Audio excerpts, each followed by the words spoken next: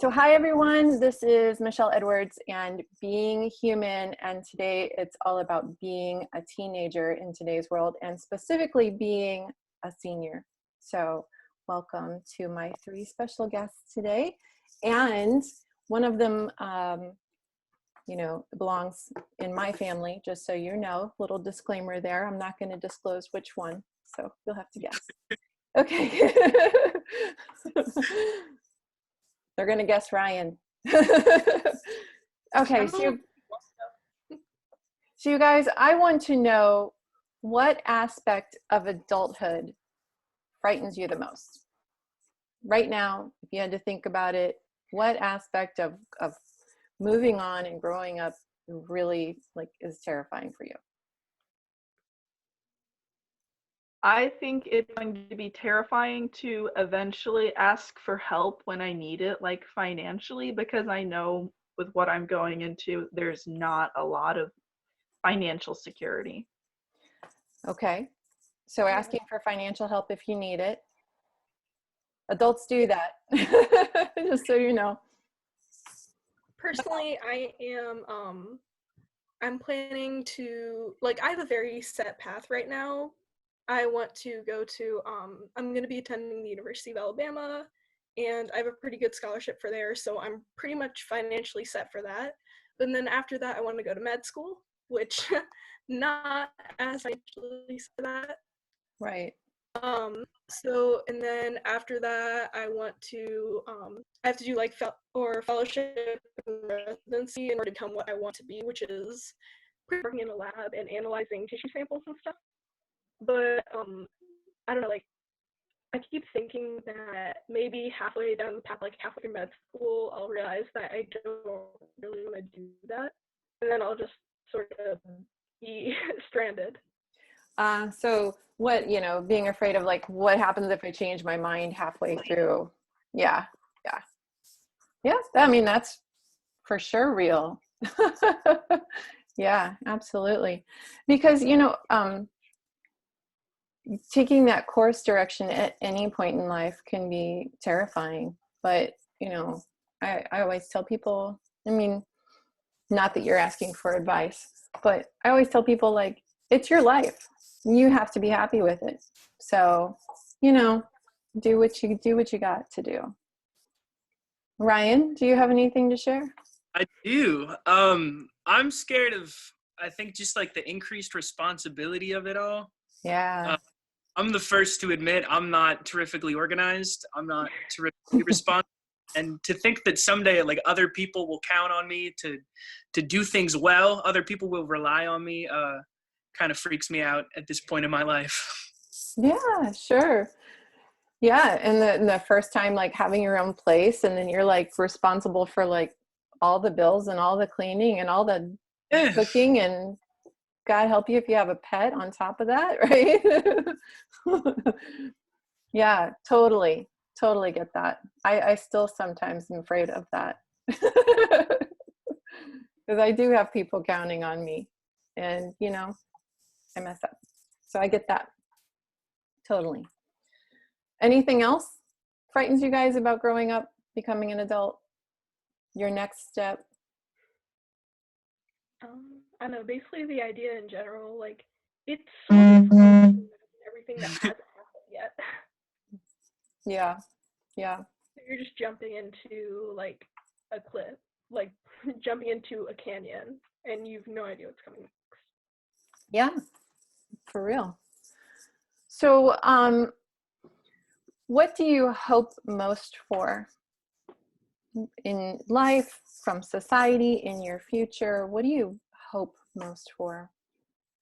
I hope to find satisfaction in the choices I make because, like Megan, I pretty much have everything planned out. I've known my career path for 8 years, something insane like that. Not exactly 8, more like 6. But just it's been so set into my mind that I'm afraid of letting myself down with those small different choices. If I choose to live in one city over the next, that could change everything. And I just really want to be able to be happy with my choices and not regret, like, oh, I moved to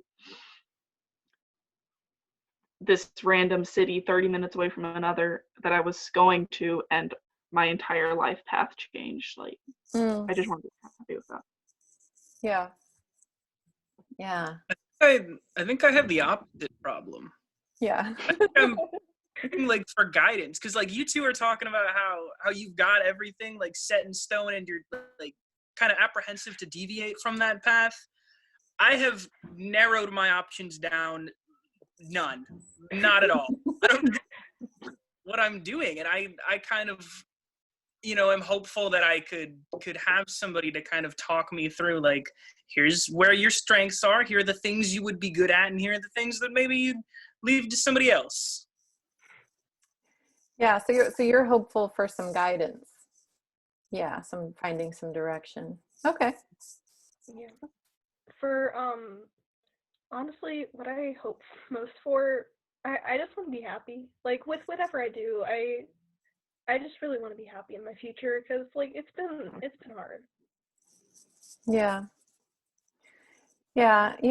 It's making the transition from teen to adulthood is kind of a really big deal. And the fact that, you're no longer under the family, right?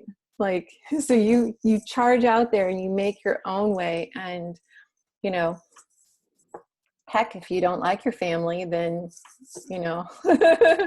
you're fine.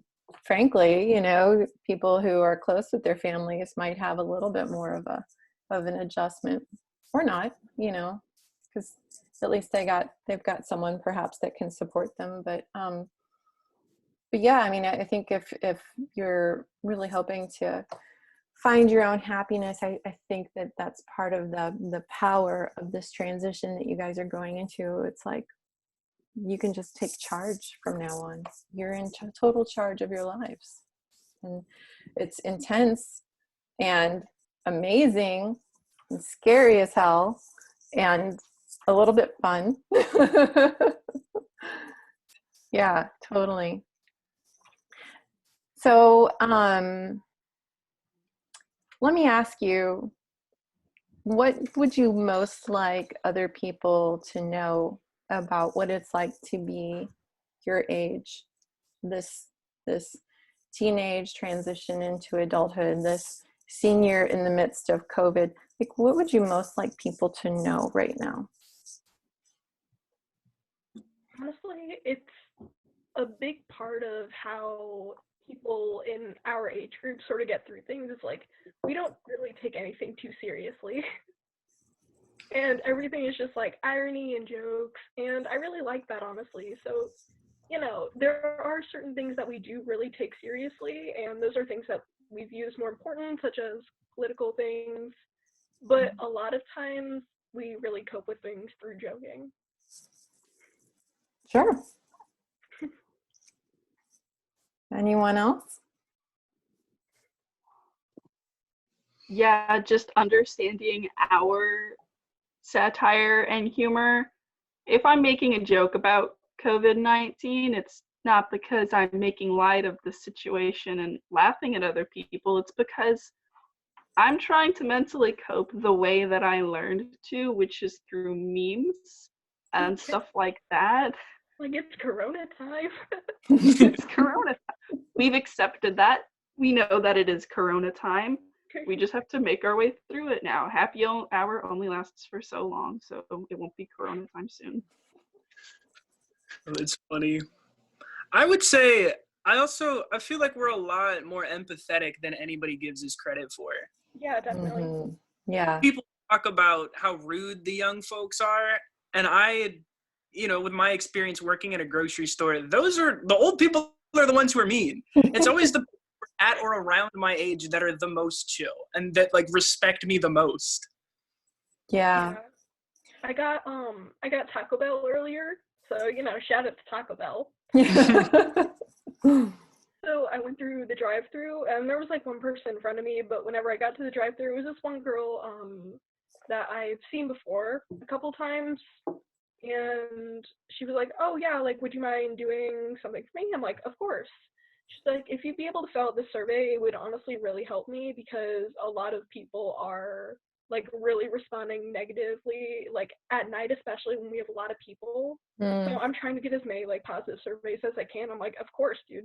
And I realized like, you know, I don't really know anybody my age that wouldn't try to help somebody in customer service out. Like, I worked at Wendy's, I've worked at Marshall's, and it's like, it's always people my age that are really understanding. Do you feel like you guys get like dismissed a lot about stuff like that? Like that, yeah, they just kind of write you off because you're teenagers and think you're dumb or blasé or whatever. Or, like, you'll understand when you're older. And like, first of all, I don't understand anything. And so don't that down. Like But the most hated statement of a teenager, right? yeah. Kaylee, anything to add to that?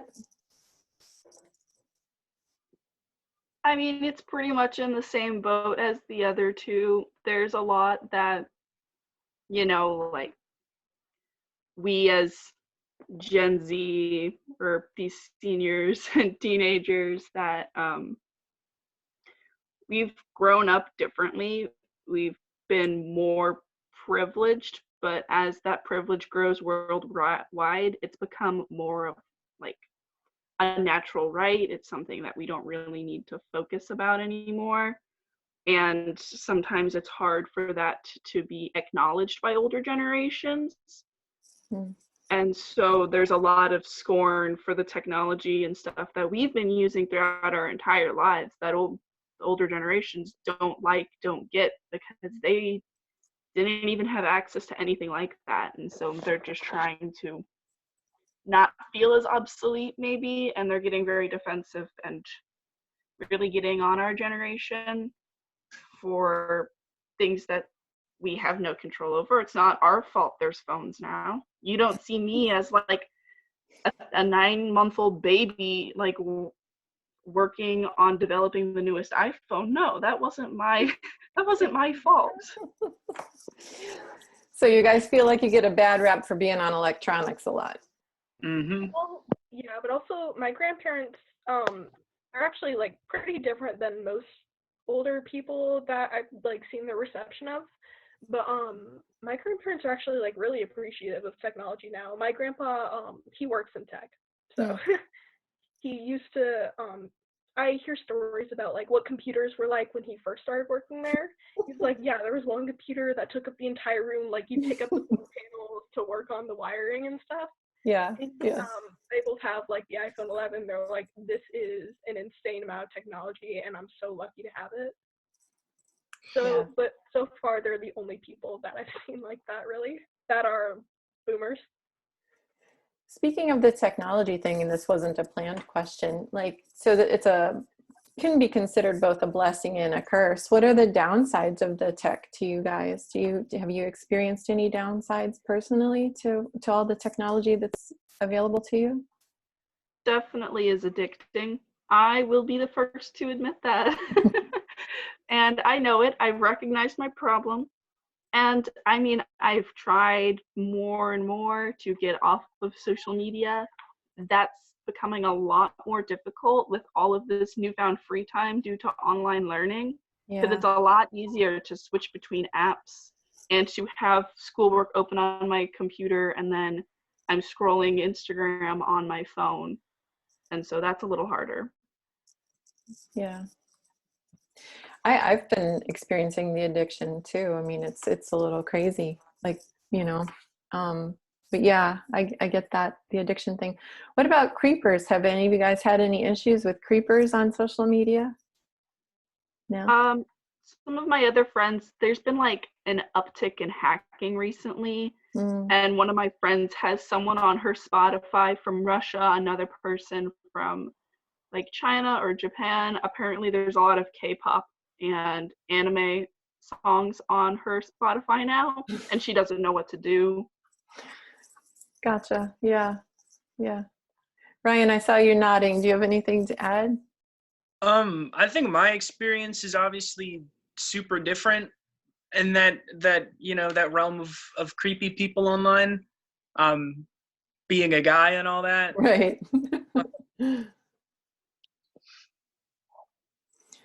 Well, good. I'm glad you guys honestly haven't had too much negative experience with creepers. Yeah, awesome. So, moving on, um, in what ways do you think you have it better or worse than other generations? So, we are like, as a whole, it seems like communities are a lot more accepting of a lot of different things now. Mm. Like, personally, I'm gay, and that really would not have gone over as well as it does now, like 20 Right. years ago, even. 10 years ago, 5 years Yeah, ago. 10 years Yeah. ago. But now, like, everybody who I've told has been pretty accepting, and the people who haven't, like, they're the ones that are weird. Yeah. They're becoming the minority. Yeah. Awesome. Anyone else? Better or worse? How do you have it better or worse than any other generation? I think I'm pretty sure we're the most like ethnically diverse generation in history, Yeah. at least in America, and I think that's been huge as we kind of realize just how stupid racism is. Like just as a concept, like just the idea that a person looks at another person and says, "I'm better than you because I look different than you." That's just absurd, and I think we're kind of just realizing what an idiot you have to be in order to be a racist. Yeah. You know, I've a couple years ago, I really wanted to kind of delve into the whole racism issue thing.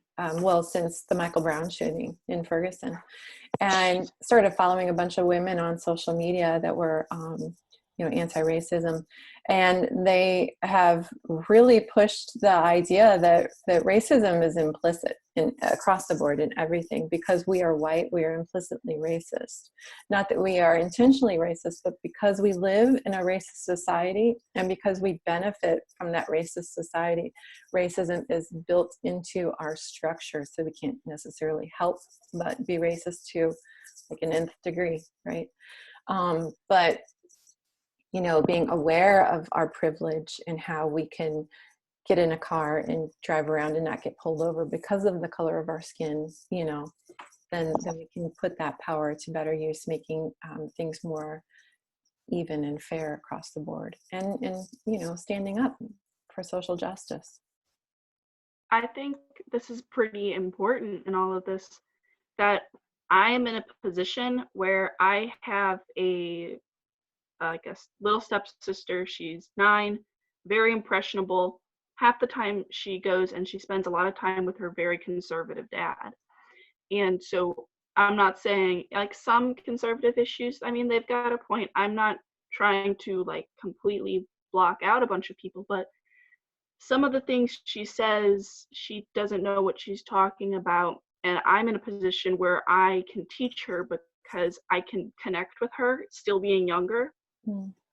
And so I'm more able to teach because she looks up to me. I'm like a role model. So I've been able to help her understand things like racism and being a different sexuality in a way that isn't, it's just bad, or it's okay to be racist. So I've been able to help her understand that racism isn't just a white and black thing, or you can be racist against other like nationalities. And Mm-hmm.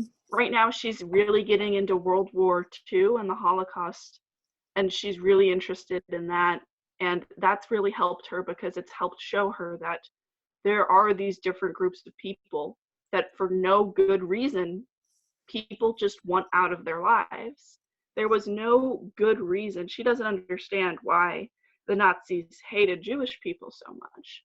And I'm trying to use that to show her that it's the same for why do we hate Black people so much? Why are we showing all of these people that it's the Chinese people who caused this virus? It's Right. not. And so it's good to help her with that. And it's I'm glad to be in a position where I can teach her that. Good. That's great. So, any idea on how you guys feel like you have it worse than other generations?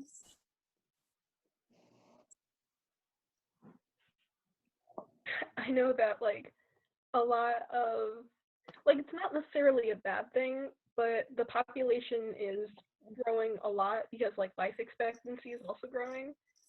So we're trying to deal with like a lot of people in like a population boom really quickly. So all that confusion really sort of translates into our generation. There's just a lot going on. Gotcha. Yeah. My personal opinion, the way that you guys have it worse than other generations is the scariest thing that ever happened to me in school was a tornado drill. That was it. Yeah, it's just like at the moment, I didn't think it was unlikely for Marquette to be like, because our school was pretty big. It's like 2,400 kids, and I'm like, the possibility that one of these kids is gonna go insane, like, it's not that low. Hmm. Anyone else? Okay. So, your ideal world, right? If you could just like paint a picture of what your ideal world would look like for you to support you, where you get everything that you need, and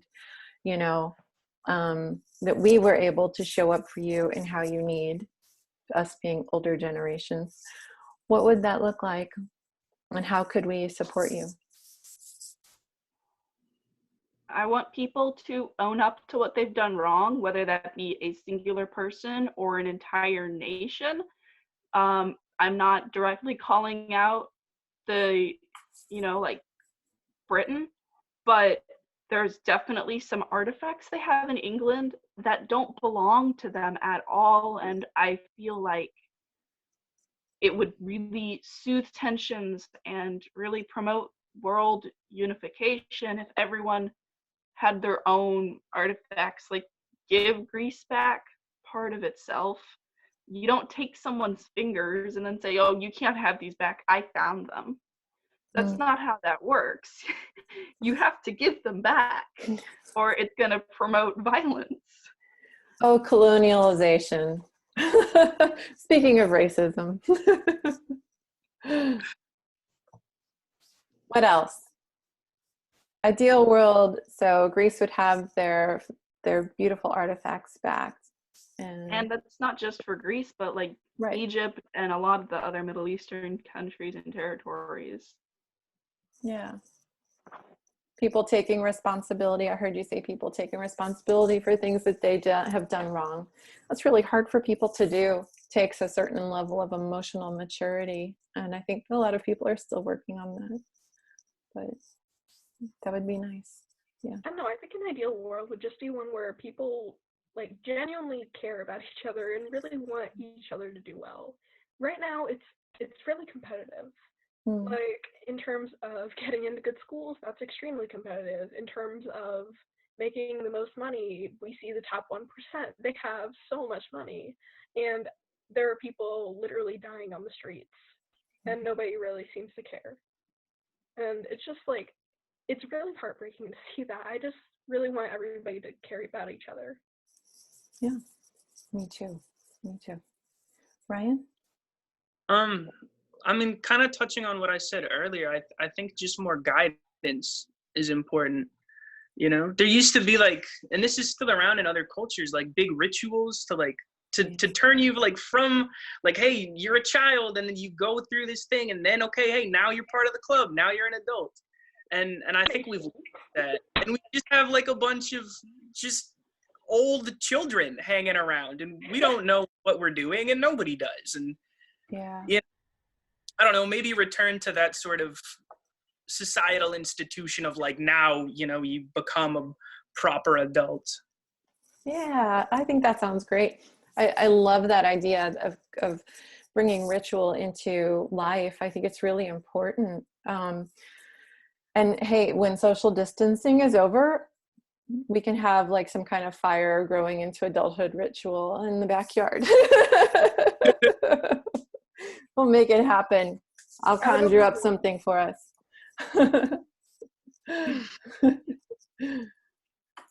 Anything else that you guys would like to share? Any other thoughts? So what's next for you? So Megan and Kaylee, you guys are both talking like you've got a dedicated path, you've got a school chosen. What do Megan, you're going to pre-med, you said? Yeah, I'm going to be hopefully double majoring in biology and Latin. Okay. So, yeah. You're not an overachiever. It's great. I love it. Fantastic. So, yeah, I'm going to be going to like a public university, like a really large one, not the kind of school, like I thought that I'd go to really like a small liberal arts college. Yeah. And I didn't really get into any of them, but you know, that's fine. But anyway, I don't know, I'm very interested to see what the future has. Yeah. But I don't really know what it will. Because like, you know, I have this path for myself, but I don't really know if it's gonna go along according to plan, and I'm scared if it doesn't, but I feel like that's a really real possibility. How adaptable are you? Do you feel good about being adaptable? I don't think I have been able to go along to a lot of plans, so I think I'm gonna have to be adaptable. Yeah. Yeah. I think that's one of the lessons that we're all being taught right now is adaptability. Yeah, and it's just like, in the end, I really just want to be happy with whatever I do. So as long as I can get to a career, however possible, that I end up enjoying, like my speech and debate coach, she did a lot of things. Like she ran, I think she owned a magazine at one point. She was like the principal of a Catholic boys' school. Wow. And then, yeah, like every time she talks about her life, I'm like, are you sure you weren't talking about like 3 different people? And now she is the speech and debate coach at a public high school. Nice. And she loves it. So some of the most interesting people I've ever met have had like 7 marriages and 15 different careers. So they're the coolest people ever. Kaylee? I have a pretty set path. I never had a specific college picked out for me. I had like a small handful, but I thought I'd be going to a private university, and I found myself a nice little obscure northern public college, university, nice little place in Wisconsin. But it's just such a great campus, and it's really going to help me because it's, you know, it's not really big. It's about 10,000 students, which that's including like people coming back for postdoc and for after like a normal bachelor's degree. I completely forgot what that's called. That's cool. Yeah, stuff like that. And it's going to really be interesting seeing how that plays out, and I think I'm mostly ready for it, even though things might be changing because we don't know how the summer's gonna go exactly in regards to a lot of different things. Yeah. But yeah, I mean, it's a pretty set plan. If everything works out, I'll probably be in Northern Europe for a couple years after that. And I'm not really afraid of what's to come in that sense. It's more like the personal home things. I know what my professional life is going to look like. yeah, this is probably the first time I've ever come up with like an actual long-term plan, because usually I'm just like, oh yeah, you know, deal with that when I get to it. Don't know if I'll make it there, so I'll just like deal with that in the future. And Ryan? I've got everything set up for the A+ program. So 2 free years of community college, which would give me a lot of time to, first of all, you're getting all like the prerequisite classes out of the way, saving yourself a bunch of money, and then in that time kind of figuring out like what I want to do and what sort of person I want to be. Yeah. And then we have like a family friend who works with AmeriCorps. And so that's something I was looking at just as an opportunity to, first of all, they help pay for your college, which would be the first kind of cool part. But then you also get to like travel to new and exciting places, just helping people. That's cool. I always wanted to go into something like that, like around when I was around your age, actually. Yeah. I thought that would be really neat.